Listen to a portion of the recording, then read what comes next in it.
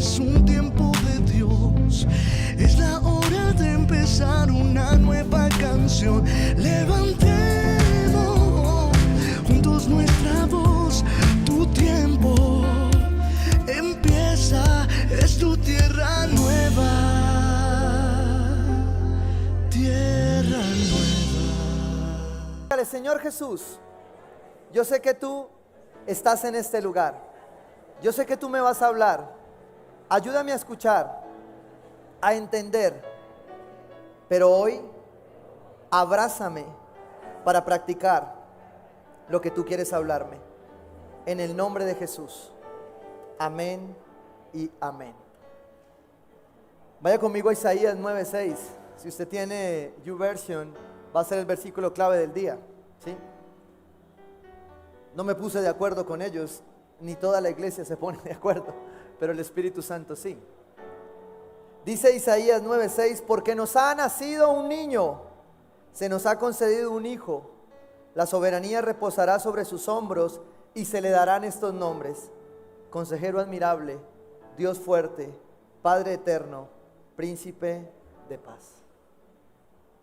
Y Príncipe precioso, yo te invito, Señor, a que tu Santo Espíritu esté sobre este lugar, a que te lleves todo lo que hay en nuestros corazones que nos aleja de escucharte a ti, de conocerte más a ti y de aprender más de ti. Llévate todo nuestro orgullo, nuestro ego, al pensar que sabemos todo y que esto que está sucediendo hoy es un día más como cualquiera. Yo te pido que te reveles a cada corazón aquí representado y que nos permitas ver este nacimiento en nuestras vidas, en nuestras mentes y en nuestros corazones para transformación de tu pueblo. Te lo pedimos en el nombre poderoso de Jesús. Amén y amén. Cuando preparaba este sermón, pensaba en, venimos en la serie que se llama Dios Primero. Yo dije, vamos a cambiarle, vamos a hacer hoy serie prédica nueva de Navidad y es Navidad. Pero al final entendía que, pues a Dios la verdad eso no le importa mucho. Él nos da la guía para que nosotros llevemos la palabra conforme a la necesidad que su pueblo tiene. Y creo que una temporada como esta, en donde pareciera que tuviésemos todo tan tranquilo o fríamente calculado, pues no habría mucho de qué hablar. Porque ¿quién no sabe qué pasa en esta fecha? ¿Sí? Es Navidad, ¿sí? Pero a veces los afanes, el correr tras las muchas ocupaciones, nos hacen olvidar lo importante y sobre todo el fondo de este suceso.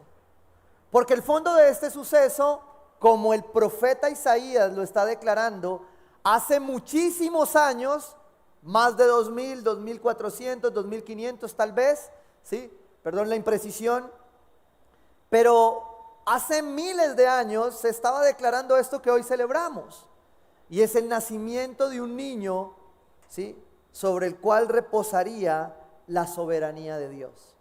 Es decir, era un Dios que se había hecho hombre. Y cuando vamos a hablar del nacimiento de Jesús, mal haríamos en quedarnos anclados a la imagen de aquel bebé hermoso que nace en un pesebre para nuestra salvación y limitarlo al hermoso niño Dios. Bueno, Dios no es niño, Dios es Dios, ¿sí? Y Dios nació, pero es Dios. Y nosotros tenemos que ser claros como pueblo de Dios, como cristianos, qué es lo que pasó aquí y qué es lo que pasó con ese niño. Ahora, Dios tiene esa capacidad infinita e insondable de confrontar nuestras vidas a través de ejemplos, símbolos o sucesos que para los hombres son incómodos. Porque voy a serle honesto, para el macho cabrío de esta temporada es muy, tal vez, romántico un bebé, ¿sí? Pero para el hombre de Dios es el Hijo de Dios, ¿sí? Y Dios se presenta entonces, decide habitar en nosotros, en esto que los teólogos llaman la kenosis, el vaciamiento de su deidad, de esa soberanía, en ese envase chiquito de un bebé, que iba a ser llamado, ¿cómo? Emmanuel, ¿sí? Dios con nosotros. Eso se anunciaba ahí a través de ese nacimiento. Se anunciaba que esa soberanía, que ese tamaño del Dios creador de todo el universo se iba a filtrar y a colocar en un cuerpecito. ¿sí? Llamado Emmanuel, al que le llamaremos Jesús.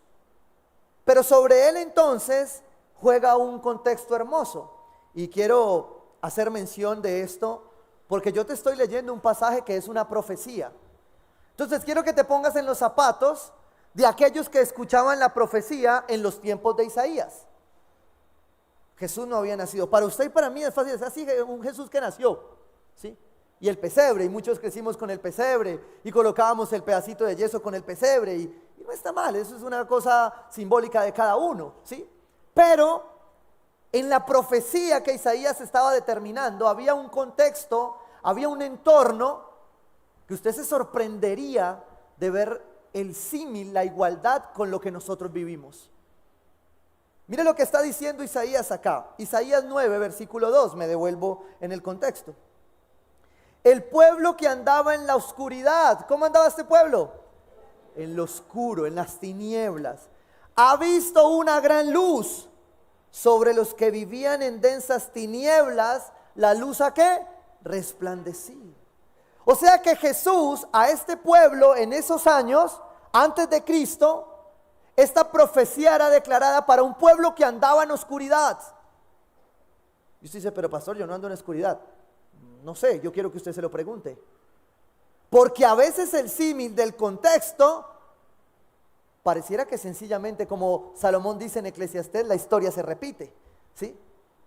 Y el profeta está hablando de un contexto, déjeme le doy características del entorno histórico. ¿Qué pasaba en la época? Usted me dirá si eso se compara con lo que pasa hoy, ¿no? Dice, idolatría, materialismo, desigualdad social, orgullo, altivez, arrogancia, degradación del ser humano, extravío, explotación, brujería, ocultismo. Uy, pastor, era tan parecido a lo de ahora, ¿no? No era distinto. Y Dios iba a hacerse hombre en ese preciso momento. Y aquí hago uso del principio hermenéutico, ¿sí? ¿Qué es la hermenéutica? Es el estudio para interpretar correctamente la escritura. Y usamos tres principios básicos que son genéricos, que siempre en teología se usan, que son, ¿qué dice el texto? ¿Sí? Ya le dije qué dice. ¿Qué significa? Ya estamos hablando un poco de qué significa. Y el tercero y el más importante para usted hoy, para su familia, para la cena de Navidad, para todo, es ¿qué aplicación tiene para su vida? Porque si no, el solucionismo bíblico nos abandonaría y quedaríamos como religiosos con la Biblia debajo del brazo sin saber qué hacer. ¿De qué nos sirve saber y conocer lo que sucedió? ¿De qué nos sirve entender a nosotros hoy como hijos de Dios, como aquellos en los que Jesús ha nacido en su corazón, este nacimiento? Y entonces me sorprendía mucho que al llegar al pesebre, a la época del pesebre, cuando usted lo veíamos el miércoles, cuando usted va a Lucas 2, se explica el nacimiento del niño. Y cuando usted se va a ver el entorno social de lo que estaba pasando en ese momento alrededor, con Roma, con todo lo que significaban estas poblaciones al lado, Jerusalén, Belén. Entonces yo fui, ¿cuáles eran las características del entorno?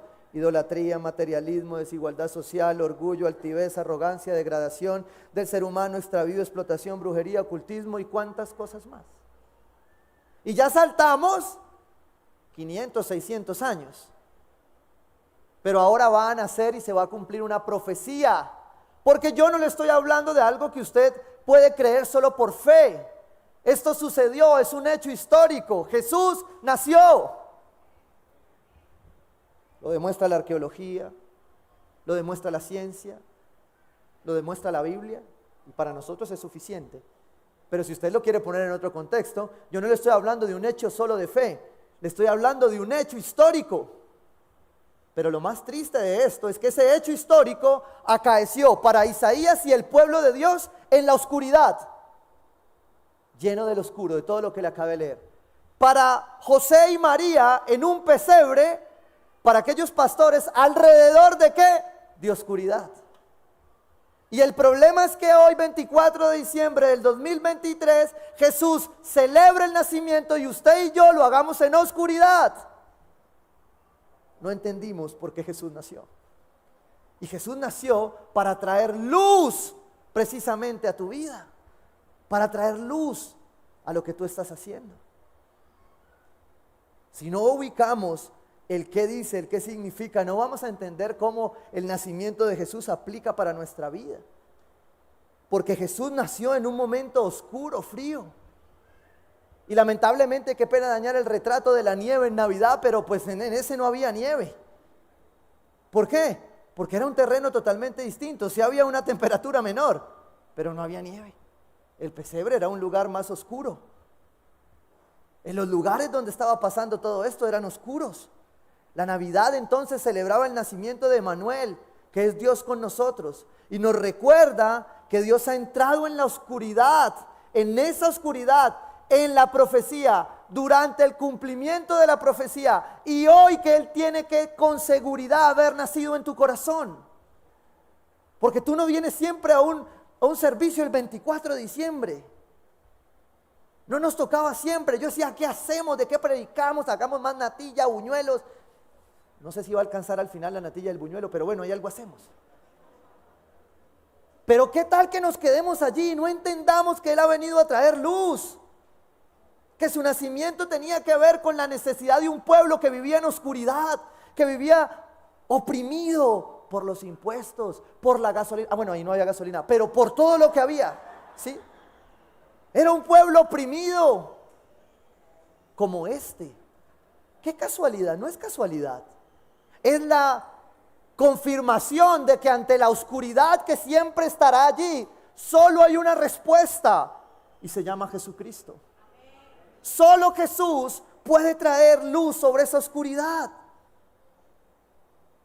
De hecho, en Navidad alumbramos con lucecitas, ¿no? Para el que no sabía, representan la luz. Cuando usted pone la coronita ya en la casa, ¿sabe qué debería recordar? Que hubo una corona de espinas que fue colocada sobre ese bebé para que usted hoy vea la luz.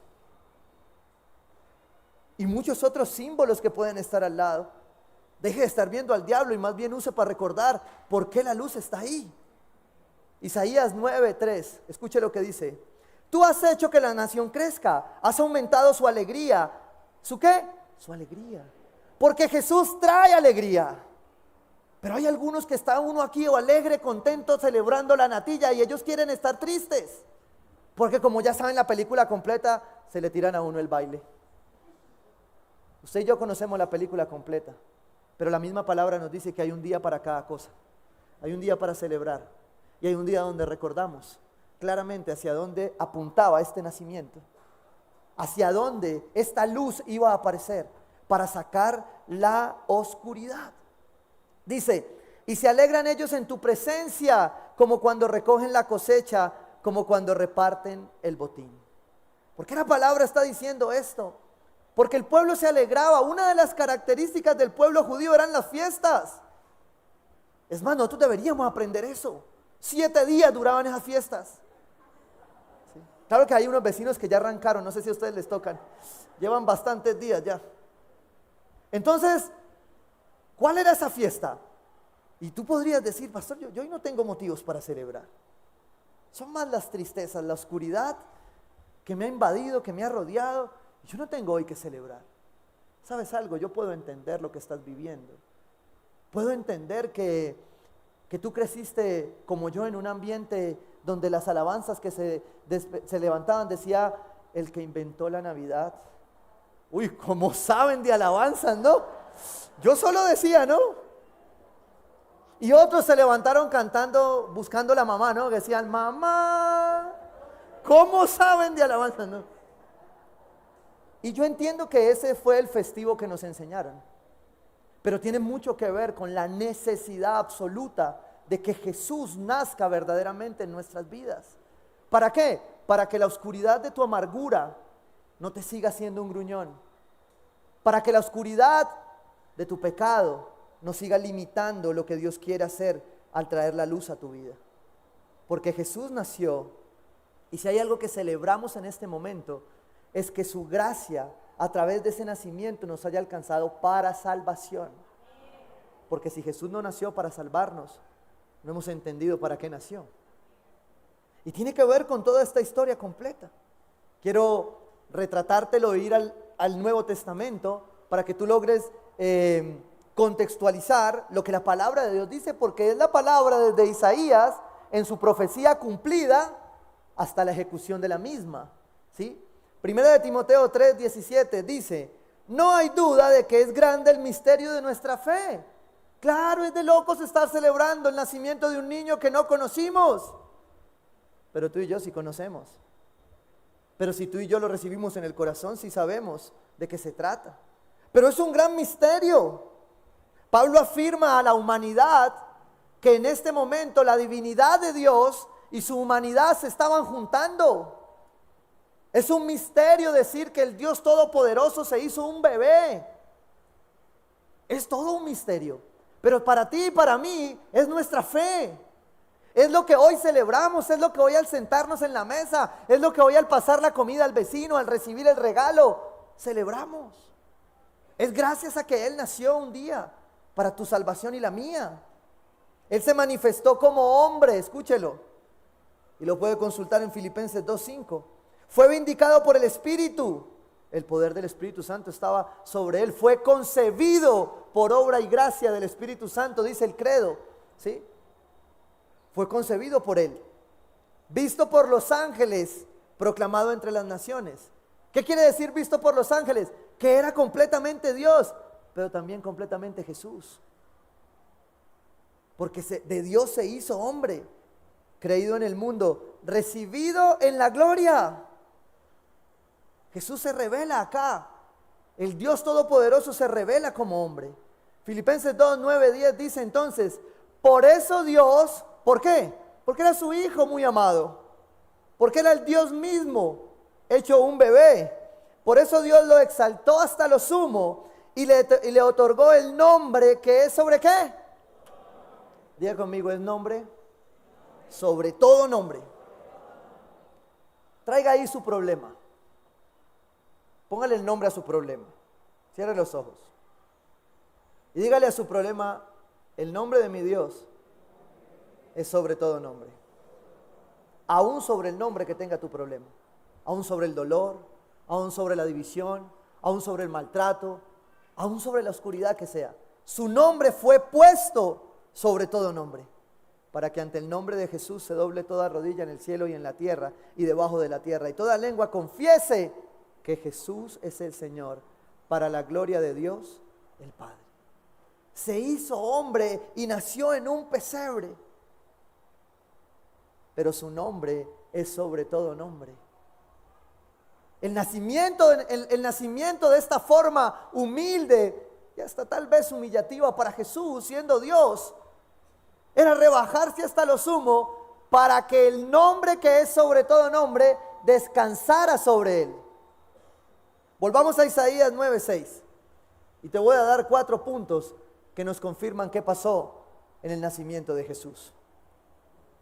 Isaías 9:6 dice: porque nos ha nacido un niño, se nos ha concedido un hijo, la soberanía reposará sobre sus hombros. Ya usted sabe qué pasó aquí. Y se le darán estos ¿qué? Nombres. El Nuevo Testamento dice: su nombre es sobre todo ¿qué? Nombre. Pablo, explicándole a la iglesia de Filipo, dice: el nombre de Jesús es sobre todo nombre. Pero la profecía decía que a ese que iba a nacer con la soberanía de Dios en los hombros, llámese charreteras, ¿sí? Usted no ha visto que las autoridades militares tienen su rango sobre los hombros. Es soberanía, es autoridad. Por eso la palabra dice que sobre sus hombros descansaba la soberanía del Jehová, Rey de los ejércitos. Pero era muy niño, pastor. Sí, pero era Dios. Y no se iba a quedar así. No nació para quedarse así. Nació para salvarnos. Y era una etapa que tenía que vivir, mostrándonos cómo nosotros somos seres de etapa. Y se le darán estos nombres. Número 1, consejero, ¿qué? Admirable. A mí me encantan las traducciones bíblicas. Y aquí cogí varias traducciones a mirar qué más decían. ¿Y cómo se podía traducir esto? En la Reina Valera 60 dice admirable consejero. Sí, lo mismo pero al revés. Muy novedosa la traducción. En la Dios habla hoy, escuche esto, dice admirable en sus planes. Y recuerde que yo le dije, póngase hoy en cómo aplica para su vida. ¿De qué le sirve? Yo iba a decir una cosa, pero no se puede decir en la iglesia. ¿De qué le sirve a usted saber que el que nació es consejero admirable? Yo quiero que usted se haga esa pregunta. ¿De qué le sirve a usted? Ya sabe su soberanía, ya sabe que se vació en un bebé, que se hizo hombre. Pero ahora te estoy hablando de que su nombre es sobre todo nombre y que uno de esos nombres es consejero admirable. Admirable en sus planes, dice la Dios habla hoy. La Nueva Traducción Viviente dice, consejero maravilloso. La palabra de Dios para todos dice, hacedor de grandes planes. ¿De qué le sirve eso a usted hoy? No vaya a perder la venida a la iglesia. ¿De qué le sirve a usted saber que aquel que nació es consejero admirable? ¿Qué cambia eso para su vida? ¿Qué cambia eso, esa situación que usted trajo hoy como un problema? Como un pecado. La definición de consejero admirable más cercana en el hebreo, porque hay varias, dice, una guía cuya bondad va más allá del entendimiento. Jesús iba a ser nombrado como el único que te iba a entender, como el único cuya bondad superaba la capacidad del hombre, que era imposible de entender. Mira, a usted le pasan cosas que yo a veces le digo, yo te entiendo. Yo no entiendo nada, porque usted es el que lo está sintiendo. Eso es como cuando usted ve personas que se resienten y se amargan, ¿sí? Y entonces les pasa 1, 2, 3 veces y todos tienen la culpa menos él. Y yo digo, ¿cómo hacen? Son unos tesos. ¿Por qué? Porque no puede ser que todo el mundo tenga la culpa y tú no. ¿Y cuándo vas a asumir tu responsabilidad? No puede ser. Te tengo buenas noticias, no te preocupes, ese soy yo. Pero hay un consejero admirable que te tiene la paciencia, ¿sí? Porque los hombres a veces no la tenemos, somos hombres. Pero hay un consejero admirable. Hay un consejero admirable. Hay alguien, hay un admirable en sus planes para contigo. Hay un consejero maravilloso para ti. Hay un hacedor de grandes planes para ti. Jesús al nacer te está diciendo, acércate a mí. Hebreos 4:16 dice, así que acerquémonos. ¿Qué? Acércate. Dígale que tiene al lado, acércate. Así que acerquémonos confiadamente al trono de la gracia para recibir misericordia y hallar la gracia que nos ayude en el momento que más lo necesitamos. ¿Cuándo necesitamos ese consejero admirable? Cuando no sabemos qué hacer. ¿Para qué pide uno una consejería? Pues para saber qué hacer. Pero yo te quiero decir hoy, yo no sé nada. El que sabe es Él es el consejero admirable. Él es el cuyos planes son admirables para ti. Me encanta porque esta semana fui a CLC a recoger una cosa y me encontré una cartillita así chiquita que decía un testimonio de un pastor, un artículo. Y entonces este pastor le decía a las parejas en prematrimonial que se iban a casar, que pastor, es que estamos esperando que nos diga cuándo me puedo casar, si ya me puedo casar. Entonces el pastor muy hermoso le decía, nunca. Y entonces la pareja lo mira, pero pastor, hijo, no, yo nunca le voy a decir que se case. Pablo lo decía de la misma manera, ¿sí? ¿Por qué? Porque esa no es una decisión mía, porque el único que sabe cuándo eres tú. Por tanto, no hay consejo humano que pueda superar al consejero admirable. Por eso cuando tú te acercas a aquel niño que un día nació como consejero admirable, tú te encuentras con Jesús. Y ya no es el pastor el que te dice estás en pecado. Es Él. Es su Santo Espíritu. Ya no es una autoridad la que te dice tú a quién puedes bendecir y a quién no. Ya es Él. Porque Él es el que da el consejo admirable. Él conoce tus planes. Salmo 139. Todos sus planes estaban ya escritos. Tus planes estaban ya escritos en el libro de la vida. En su libro. Él te diseñó desde antes del antes. ¿Yo quién soy para saberlo? Intentamos, como dice un buen pastor, adivinar mientras Él hace. Pero el consejero admirable es Él. Y yo quiero hacerte muchas preguntas hoy. Mejor dicho, me le voy a tirar la cena, apúntelas. Pero usted se las responde hoy. Porque esto se trata definitivamente de sentarnos con el consejero. Sus discípulos se sentaban con él. Cuando Jesús llega, sus discípulos se sentaban con él. Pedro, el cabra, el mismo, Mateo. Todos se sentaban con él a hablar. ¿Y de qué hablaban en ese consejo? Pues iban y le pedían un regalo. Porque Señor, yo necesito un consejo para destapar este regalito. Porque como estamos en época de regalo, ¿quién quiere regalo? ¿Sí? Que quiera este regalo, el que lo quiera, se apunta, levanten la mano, yo miro. 1, 2, 3, 4, 5, ahorita lo rifamos, ¿bueno?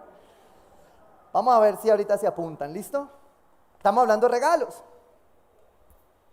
Juan 5, 5. Entre ellos se encontraba un hombre inválido que llevaba enfermo 38 años. Levanten las manos que tienen 38, ¿me entienden? Cuando Jesús lo vio allí tirado en el suelo y se enteró de que ya tenía mucho tiempo de estar así, le preguntó, ¿quieres un regalo? Eso fue lo que Jesús le dijo, ¿no? En pocas palabras.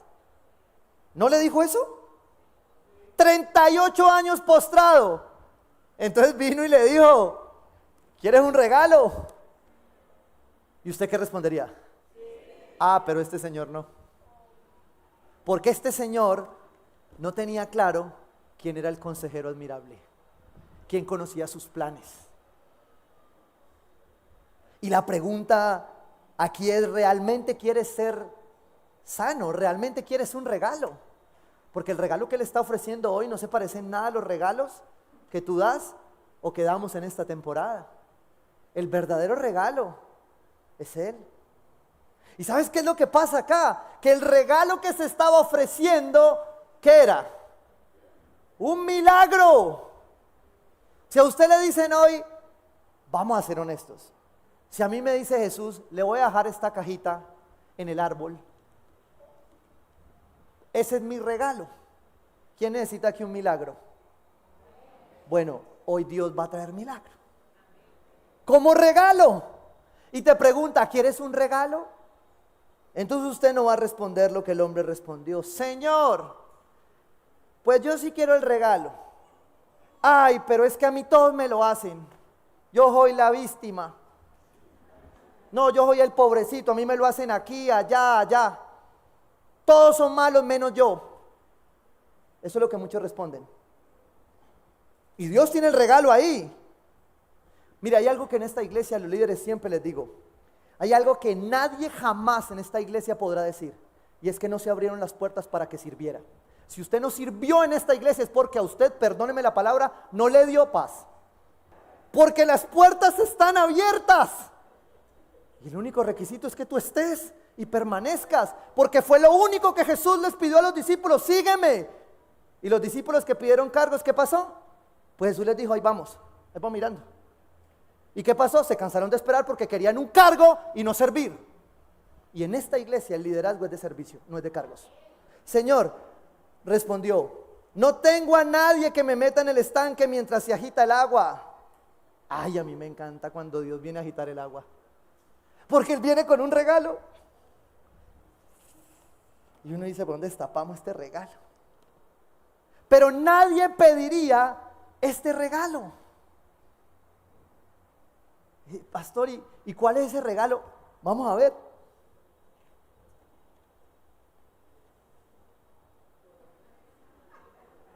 Ay, hijo de madre.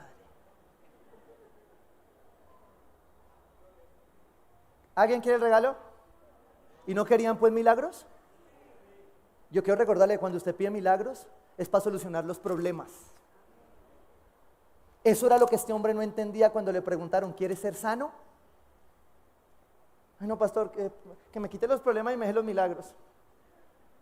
Yo quiero a Jesús, pero sin problemas, solo con bendición. Usted se imagina a nosotros sentados, ay Señor, 31 de diciembre vamos a hacer los planes, yo te pido este problema, a ver, ¿qué problema te pido? Eso no lo hace nadie, por más evangélico que sea. Pero si usted entiende que Jesús nació como consejero admirable, entonces usted empieza a atesorar los regalos que Dios le da como problemas para convertir en milagros. Porque ese fue el Jesús que nació, el Dios de milagros. El Dios que se presenta en medio de tus problemas para hacer milagros, para sanar, para cambiar lo que venía pasando de X manera y hacerlo nuevo. Dice, no tengo a nadie que me meta en el estanque mientras se agita el agua, y cuando trato de hacerlo otro se mete. Ya sé por qué me fui. Porque este hombre lo que hacía era responsabilizar a todo mundo de lo que él tenía que hacer. Y Jesús, ¿qué le había preguntado? ¿Quieres ser sano? Fue lo único que le preguntó. Y él responde eso. Ahora, Jesús le dice, ¿quieres el regalo? Y ahora después le haces una pregunta. ¿Cuántos quieren el regalo? Amén, dígame, no sea, libérese. Porque el regalo viene con milagro. Yo quiero un milagro. ¿Sí? El problema es lo que viene después.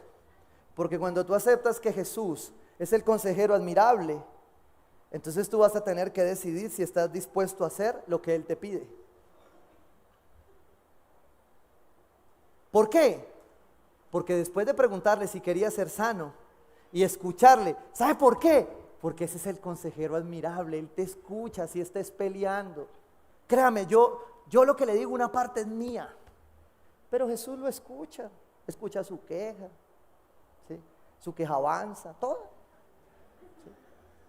Él lo escucha porque Él es el consejero admirable y un buen consejero sabe escuchar, ¿sí? Entonces Él lo escucha y le dice, bueno, si tú quieres ser sano, si ese era el problema, haz lo que te digo. ¿Qué es lo que me dijo Dios? Haz lo que la palabra te dice. Haz lo que Él te dijo, obedece. Pero entonces tú respondes y dices, ay, pero Señor, y no será, yo sí quiero ser puro, yo quiero ser santo, Señor, pero ¿me dejas pasar las tascas? Digo, ¿no? Digo.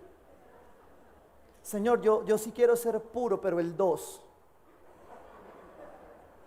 Eso respondió el paralítico.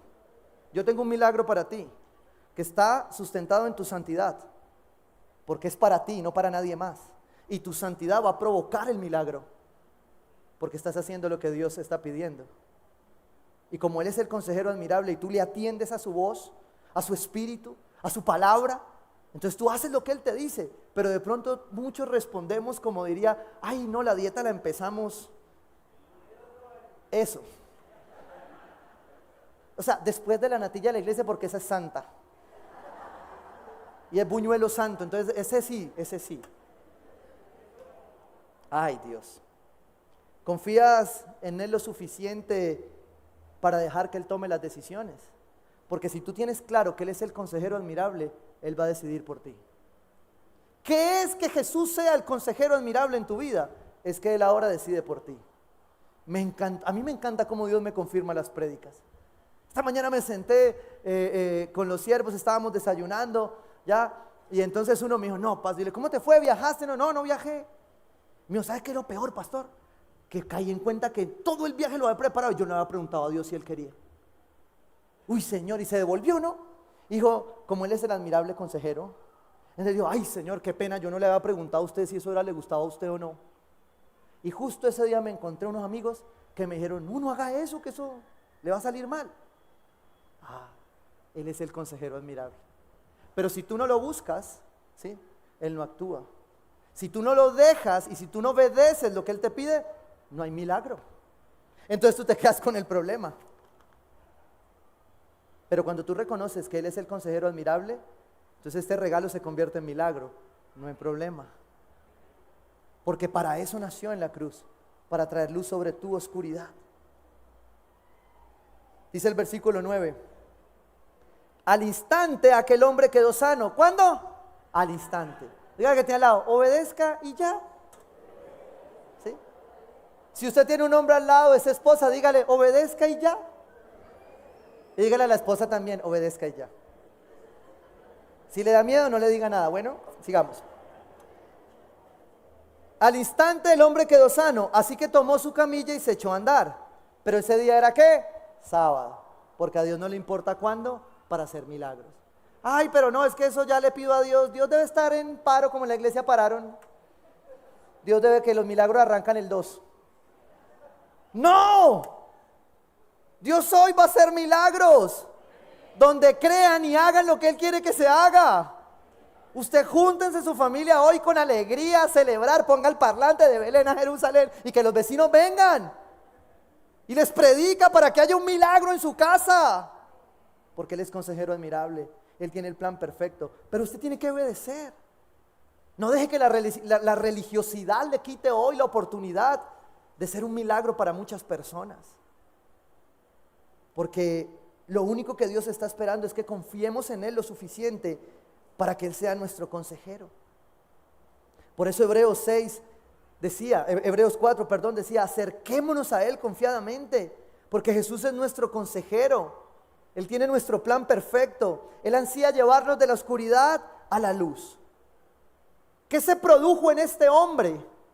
Se produjo un cambio de la mentalidad, un cambio del corazón y un cambio de vida.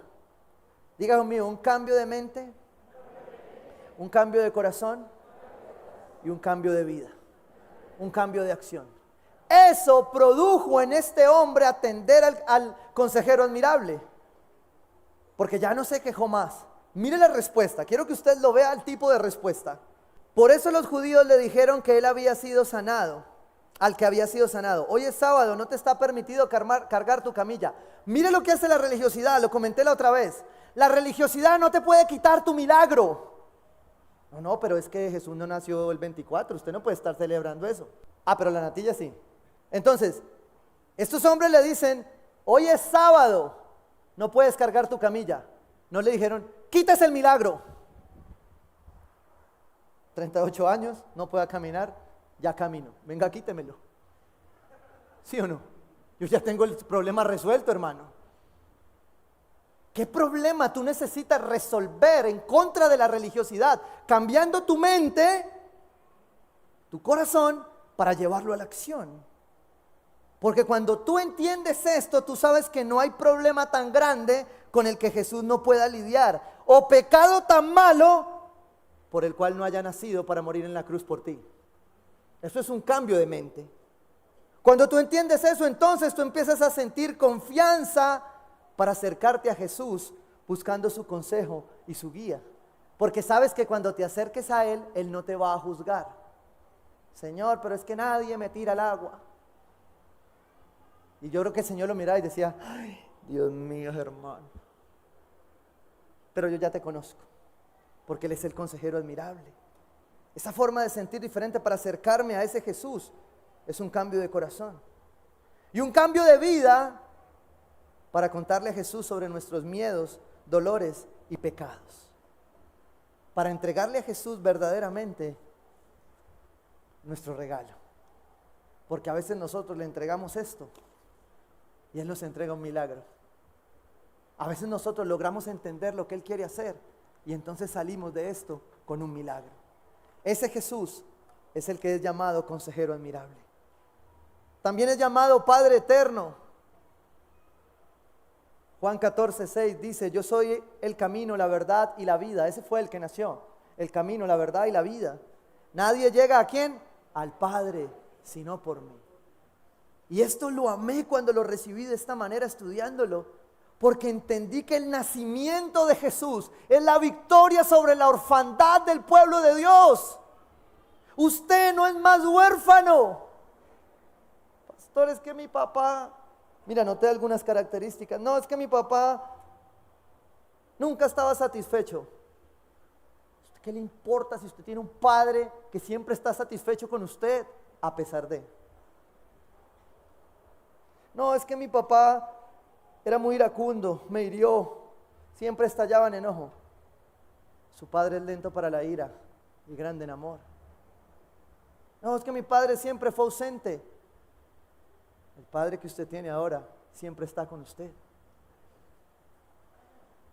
A mí me da risa porque en mi casa hay dos formas de acostar a los niños. Versión mamá y versión papá. Versión mamá. Yo llego a mi casa, a mi cama y yo, hola, ¿y mi esposa? No, dormidos los tres. ¿Sí? Versión papá. Bueno, nos vamos a dormir. Listo, vamos a hacer el devocional. Oremos. Daniel lea la Biblia, Avi ore, tan, tin, tin, tin, tin. a dormir. Papá, no me dejes sola. Dios siempre está contigo. Y contigo. ¿Listo? Apago la luz, no apague la afuera, no cierre la puerta. Bueno, Dios los bendiga. Recuerde que Él siempre está con usted. No han fallecido hasta ahora, ¿no? Sobrevivieron, señores. Son formas, no tiene que hacer lo que hace el pastor, olvídese, ¿no? Ni la pastora menos, ¿no? ¿Por qué? Porque si yo no les enseño a mis hijos que su Padre Celestial siempre está presente, van a necesitar más de mí que de Dios. Y si bien es cierto, Dios me deja a mí y a mi esposa como una representación de Dios, yo no quiero ocupar el lugar de Dios para mis hijos. Porque hay un momento de mis hijos donde ellos le darán cuentas a Dios.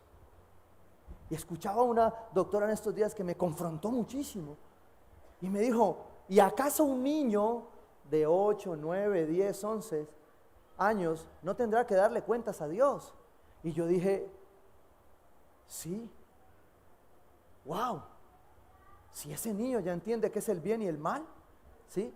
Ese niño debe darle cuentas a Dios y será juzgado por lo que haga. Pero es un niño, pastor. Y yo, sí, pero si ya tiene la conciencia, ¿sí? Le dará cuentas a Dios, no por lo que su papá haga o deje de hacer. Si yo no le enseño el temor a mi hijo, si yo no le enseño a él su paternidad verdadera, él va a depender de la mía. Pero hay un momento, y esto me encanta en los bautizos, cuando los padres bautizamos con los padres, porque le decimos a los chicos, a partir de este momento, tu papá ya cumplió una parte, ¿sí? Te seguirá dando para el colegio y para el bus, y tendrás que seguir haciendo lo que se haga en esta casa mientras, eso, versículo según papá, ¿sí? Pero ya tu espiritualidad es una decisión. Y si tú tienes a ese Jesús que nació en tu corazón, no importa la edad, vas a tener que empezar a ser responsable. No importa, si ya eres consciente. Por eso yo le digo a los chicos, ay pastor, me deja entrar al templo. Hágale, porque más entiende, mijo. Porque si usted se cree más grande, entonces acá le dan más información para que usted responda por eso más grande. Y eso no quiere decir que como padres no cuidemos, pero lo que sí quiere decir es que Él fue llamado Padre Eterno y Él es el Padre de nuestros hijos. Salmo 68:5 dice, Padre de los huérfanos y defensor de las viudas, es Dios en su morada, ¿qué? Santa. Sofonías da una esperanza enorme al pueblo en la profecía, cuando dice, aquel día le dirán a Jerusalén, no temas Sión, ni te desanimes, porque el Señor tu Dios está en medio de ti como guerrero victorioso, se deleitará en ti con gozo, te renovará con su amor y se alegrará por ti con cantos, como en los días de fiesta, como en el día que Jesús nació, para ser tu consejero admirable y para ser tu Padre eterno. Tú no puedes terminar el 2023 aún como un huérfano. Y no alcanzaría a terminar acá, sería otra prédica, la de la orfandad. Pero no hay razón a entender el nacimiento de Jesús en un pesebre y seguir siendo huérfanos, seguir reclamando como víctimas y no asumir el rol de hijos que hoy tenemos, que nos ratifica que tenemos todo, porque en Él lo tenemos todo. En Jesús tenemos al Padre que nos busca con amor interminable, al Padre que está allí esperándote, el mismo que además de ser llamado Padre eterno, es llamado Dios fuerte y príncipe de paz. Isaías 9:6 dice Dios fuerte. En las otras versiones dice, ¿qué es Dios fuerte? Es Dios poderoso, es Dios Jehová, Rey de los ejércitos, invencible. Y me encanta esto, cómo conecta con los principios bíblicos, con los símbolos que la misma palabra de Dios nos muestra. Éxodo 3, versículo 13. Hay un hombre llamado Moisés que está discutiendo con Dios y le dice, pero Moisés insistió, supongamos que me presento ante los israelitas y les digo, el Dios de sus antepasados me ha enviado a ustedes. ¿Qué les respondo si me preguntan, ¿y cómo se llama? Y quiero que tú te respondas esto hoy. Cuando te preguntan por el Jesús que hoy nació, ¿cómo se llama? ¿Qué vas a responder hoy? ¿Cómo se llama tu Dios, el Jesús que hoy nació? Consejero admirable, Padre eterno, Dios fuerte y príncipe de paz. Si tú entiendes estas 4, entiendes todos los otros, el hebreo, el arameo, el griego, de todos los nombres. Ahora cantábamos y decíamos, Yahweh. ¿Por qué? Ay, suena bonito, es que en la iglesia cantan en hebreo, ay, tan bonito eso. Y el otro dice, Yeshua. Ay, no, es que así suena, eso es más espiritual. Y yo digo, Dios mío, pero no sabes que ese nombre impronunciable al que Moisés decía, si me preguntan cómo se llama ese Dios, porque como había idolatría, había otros nombres de ese Dios. Voy a poner nombres suaves. Natilla, buñuelo, ¿sí? Por no ponerlo, avaricia, materialismo, idolatría, impureza sexual. ¿Habían otros ídolos? ¿Cómo se llama el tuyo? Permisividad, religiosidad. ¿Cómo se llama? ¿Cómo se llama tu Dios? Porque el Dios que nació es consejero admirable, Padre eterno, príncipe de paz, Dios fuerte, Dios soberano. Ese era Dios. Era el Dios que se iba a presentar. ¿Y saben qué responde el Señor? Les dice, yo soy el Señor. Eso le dice a Moisés, ¿cómo se llama si me preguntan? Yo soy el que soy, respondió Dios a Moisés. Y esto es lo que tienes que decirles a los israelitas. Yo soy, me ha enviado. Esto es lo que tú tienes que decirle a las personas hoy, cuando celebres el nacimiento de Jesús. El yo soy, el consejero admirable, el Padre eterno, el príncipe de paz, el Dios fuerte, es el que nace hoy. No es un bebé indefenso en un pesebre. Se ve hermosa la figura. Y fue así, es real. Pero por eso, proféticamente años atrás se había dicho que iba a ser consejero admirable, Padre eterno, Dios fuerte y príncipe de paz. ¿Cómo le llamas a tu Dios hoy? Éxodo 6, del 2 al 3. El mismo Moisés estaba hablando de esto. Y dijo, Dios también le dijo, yo soy Yahvé, el Señor. No es porque tu lengua se tuerza más pronunciando lo que es más el nombre de Dios. Es por lo que tu corazón verdaderamente entienda como nacimiento de Dios, lo que te va a llevar a vivir verdaderamente el nombre que el Padre quiere para ti. ¿Cuál necesitas hoy? ¿Cuál aplica en tu vida? ¿El de consejero admirable? ¿O tú necesitas el Dios que hoy nace como el Padre eterno? Porque estás cansada o cansado de llevar una orfandad responsabilizando una paternidad incompleta o faltante. ¿Cuál? O el de Dios fuerte, porque el problema y la batalla que estás teniendo es tan grande, la sientes tan grande que sientes que nadie puede vencerla. Él es Dios fuerte. O el del príncipe de paz, el que me dice que aunque a veces me dan ganas de cantar y preguntar ¿dónde están los juguetes? Me recuerdo que esto no se trató jamás de eso, sino del mayor regalo que fue colocado en un pesebre, que es llamado Emmanuel, que quiere decir Dios con nosotros. ¿Cómo le llamas?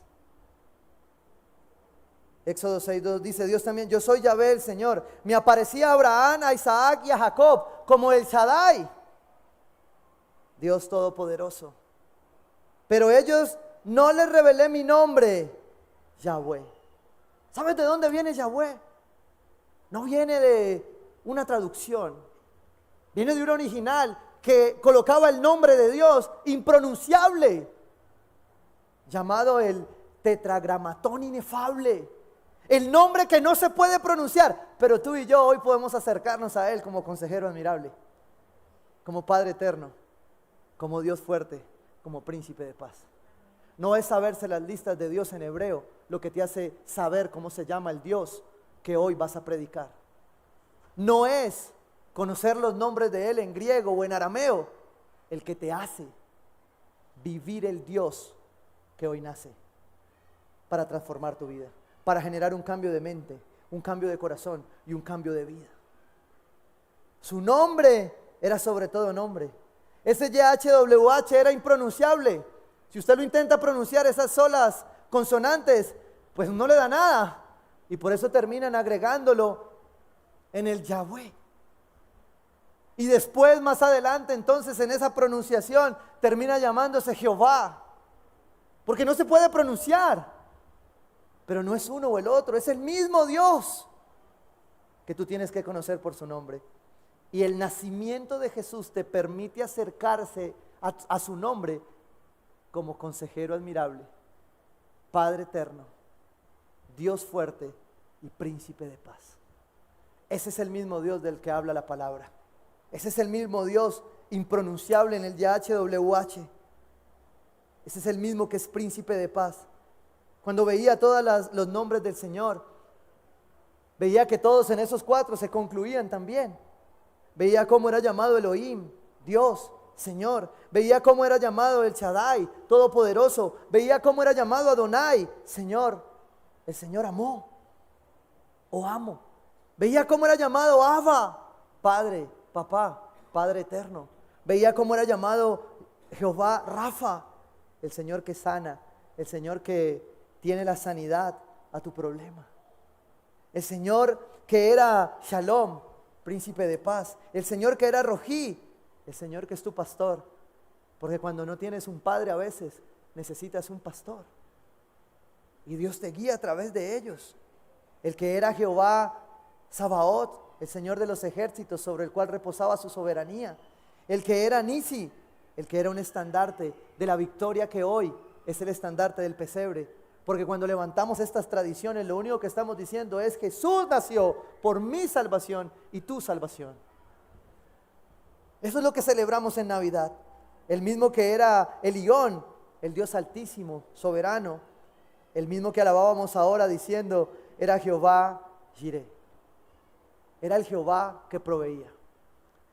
Y era el Dios eterno que iba a proveer un cordero perfecto, un cordero sin mancha, que nacería en un pesebre para un día ser sacrificado. El miércoles veíamos esta representación y veíamos cómo los religiosos, los fariseos de la época, buscaban un cordero perfecto, cuando el cordero perfecto estaba por nacer, para que tú y yo tuviésemos salvación. Cuando tú conoces verdaderamente el nombre de Dios, de aquel de que nació, tú vas a aprender a transformar tu vida, a cambiar tu mente, tu corazón y tus acciones, porque ya sabes que tu Dios es consejero admirable, Padre eterno, Dios fuerte y príncipe de paz. Eso era lo que Dios quería allí. Isaías 9, para terminar, dice en el versículo 7, se extenderán su soberanía y su paz, y no tendrán fin. Gobernará sobre el trono de David y sobre su reino, para establecerlo y sostenerlo con justicia y rectitud desde ahora y para siempre. Esto lo llevará a cabo el celo del Señor Todopoderoso. Si usted lee este pasaje, lo que Dios está diciendo es que su celo hizo que su hijo viniera a un pesebre a nacer y presentarte a tu vida como el consejero admirable, como el Dios fuerte, como el Padre eterno y como el príncipe de paz, en el cual se resume todo su poder, todo el poder que empacado en tamaño bebé fue colocado en un pesebre, pero que hoy nos apunta decididamente a entender qué es lo que vamos a celebrar hoy. Y la palabra dice que el celo del Señor hizo todo esto. Y yo te quiero invitar hoy, es la primera cena de todas las cenas que vas a comer hoy, ¿sí? Y creo que es la cena más importante.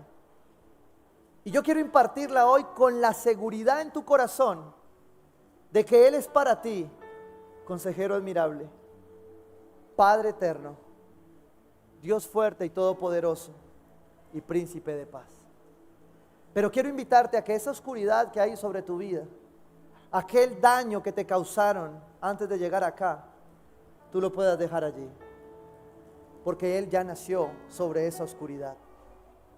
Si tú te has sentido huérfano, abandonado, señalado, este es el momento para dejarlo atrás y darle la luz que se proveyó a través del nacimiento de Jesús.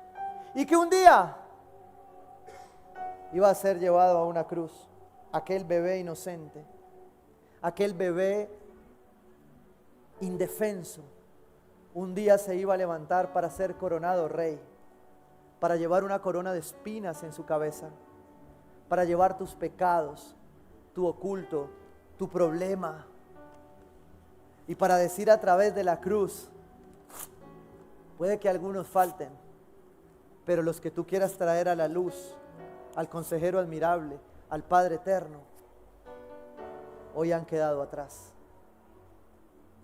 Si tú se lo entregas creyendo, si tú decides hacerlo, Él va a ser tu consejero admirable. Filipenses 2, 5, 8 dice: la actitud de ustedes debe ser como la de Cristo Jesús, quien siendo por naturaleza Dios, no consideró el ser igual a Dios como algo a que aferrarse. No tenía necesidad de hacerse un niño. No tenía necesidad de incomodarse para llegar a la cruz. Pero se incomodó por ti, porque te ama, porque es tu Padre eterno, porque es tu consejero admirable, el que conoce tus planes, que son mayores a los nuestros. Por el contrario, se rebajó voluntariamente, tomando la naturaleza de siervo y haciéndose semejante a los seres humanos. Y al manifestarse como hombre, se humilló. Entregó su cuerpo, representado en este pan, el cual fue partido, humillado, desangrado, camino a la cruz, para tu salvación, para ratificar su promesa de que aquel que había nacido era tu consejero admirable. Cada que necesites un consejo, mira la cruz, que aquel que la vivió es tu consejero admirable. Cada que tengas un problema, que tengas un faltante, cada que sientas que tu paternidad necesita el refuerzo, mira la cruz, porque Él murió para restaurar tu paternidad. Cada que tú sientas que estás débil, que desfalleces, recuerda que no has pasado lo que Él pasó camino a la cruz. Pero aún así, Él es Dios fuerte, Él es Dios todopoderoso y está por encima de todas tus dificultades y dolores. Pastor, usted no sabe lo que esto me duele. Yo sé, yo no lo sé, pero Él sí. Y cuando tomes esta cena, cree que ese problema, que esa oscuridad que estás trayendo, Él la va a usar para sanar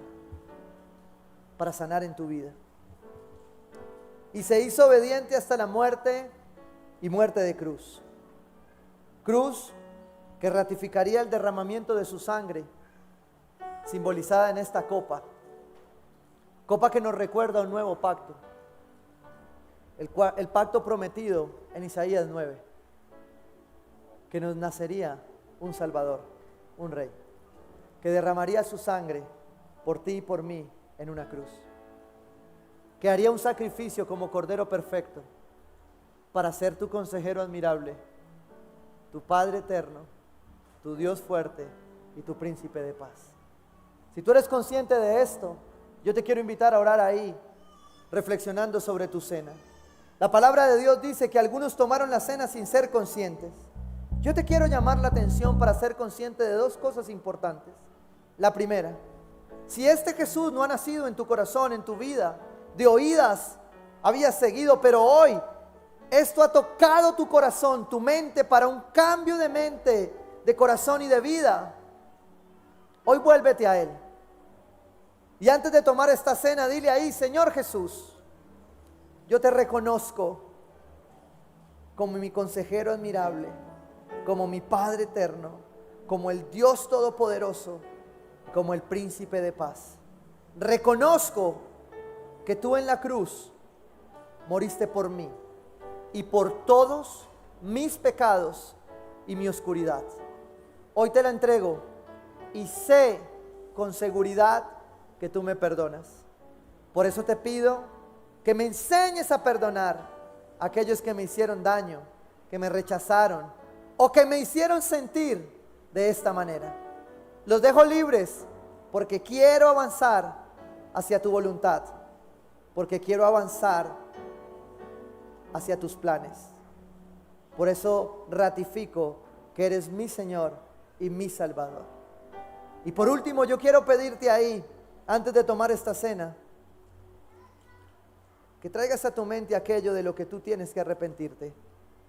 Y le digas: Señor, yo sé que he pecado, pero yo te pido que hoy, como el Dios grande y fuerte, me permitas avanzar en esto que ha destruido mi vida, en eso que tomo, en eso que hablo, en eso que escucho, en eso que veo, en eso que me dicen, en eso que hago. Tú eres Dios fuerte, Señor.